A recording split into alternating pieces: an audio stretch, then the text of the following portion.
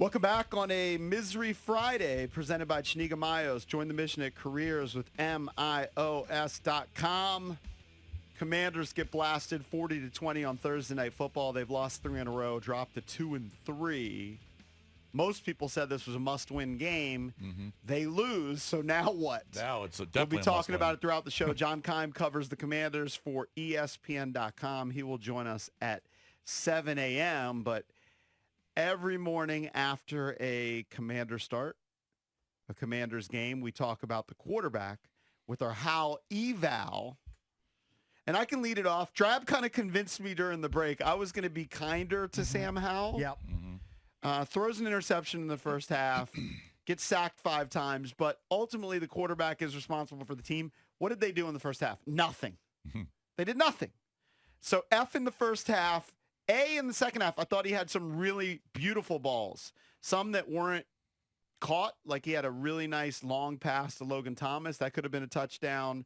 Some really nice balls. But Chicago, they made it clear. You heard the Amazon guys talking about it.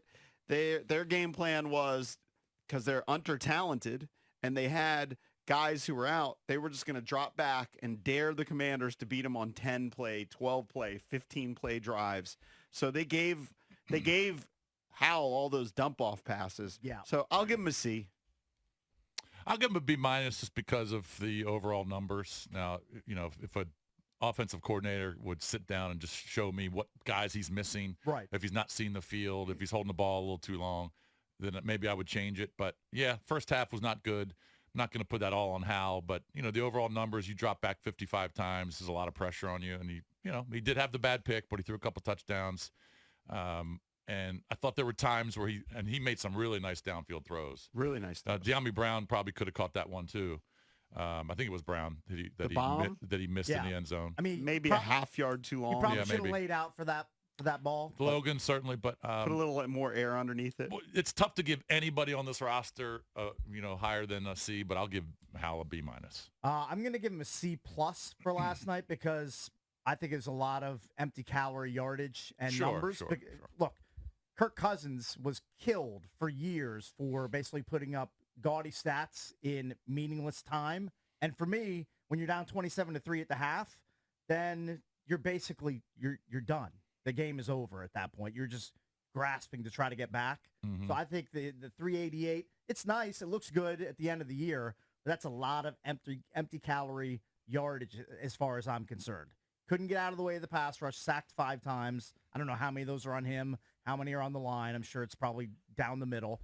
I can't give him better than a C+ for last night, even though he passed for nearly 400 yards.